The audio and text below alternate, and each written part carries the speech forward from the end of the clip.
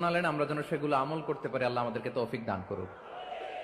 শুরুতে আমাদের নিয়তটাকে খালেস করে নেওয়া দরকার। এই যে গ্যাদারিং, এই যে হিউজ শোডাউন, এগুলো যদি আমাদের নিজেদেরকে পরিবর্তন না করে, তাহলে এতে কোনো লাভ নাই। জোরে বলেন ঠিক কিনা?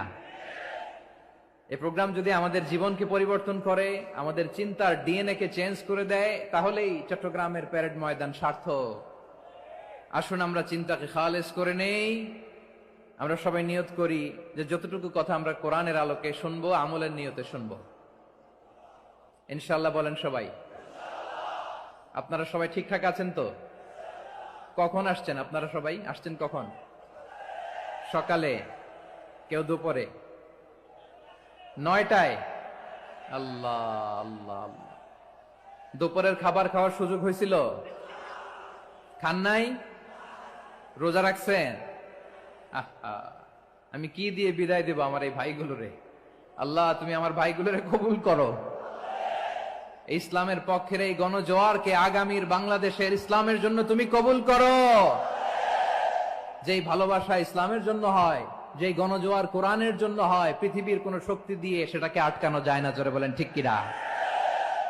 এজন্য গ্রাজুয়ালি, সিস্টেম্যাটিক্যালি, মেথোডোলজিক্যালি আমাদেরকে আগাতে হবে, শুধু আবেগ দিয়ে নয়। বিবেকেরও দরকার আছে না নাই? প্রিয় ভাইয়েরা, আসুন, আমাদের কথা অনেক বেশি, সময় অনেক কম। আমরা আর কাল বিলম্ব না করে মহাবিশ্বয় মহাগ্রন্থ আল কুরআন আল কারীম থেকে কিছু কথা শুনি। আমি যে টপিকটা নিয়ে আজকের ঐতিহাসিক চট্টগ্রামের প্যারেড ময়দানের তাফসিরুল কোরআন প্রোগ্রামে আলোচনা করব, সেটা হচ্ছে সূরাতু আন-নাহলের 90 নম্বর আয়াত নিয়ে কিছু কথা আমরা উপস্থাপন করবার চেষ্টা করব ইনশাআল্লাহ। আমার খুতবার শুরুতেই আপনারা মোটামুটি আন্দাজ করে ফেলেছেন যে আমি কি নিয়ে আলোচনা করব, কারণ যে আয়াতটি আমি তেলাওয়াত করেছি, এই আয়াতটি প্রায়শই এই ভূখণ্ডে, এই বাংলাদেশে জুমার দিনে খতিব সাহেবরা দ্বিতীয় খুতবা শেষের দিকে পড়ে না?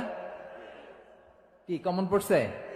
ইন্নাল্লাহা ইয়া'মুরু বিল আদলি ওয়াল ইহসান ওয়া ইতা'i যিল কুরবা ওয়া ইয়ানহা আনিল ফাহশাই ওয়াল মুনকারি ওয়াল বাগি ইয়া'iদুকুম লাআল্লাকুম তাযাক্কারুন। মুখস্থ আছে না সবার? আসুন আমরা এই আয়াতের সরল অর্থ, এর মর্মবাণী, এর সংক্ষিপ্ত তাফসীর সবাই মিলে আজকের এই প্রোগ্রাম থেকে উদ্ধার করার চেষ্টা করি। আপনারা মনোযোগী আছেন তো? ইনশাআল্লাহ। এই আয়াতটা অনেক কম্প্রিহেন্সিভ একটা আয়াত। সাইয়েদনা আব্দুল্লাহ ইবনে মাসউদ রাদিয়াল্লাহু তাআলা আনহু উনি বলেছেন, ইন্নাহা মিন আজমাই আয়াতিল কুরআন। এটা কোরআনের সবচেয়ে জামে আয়াত।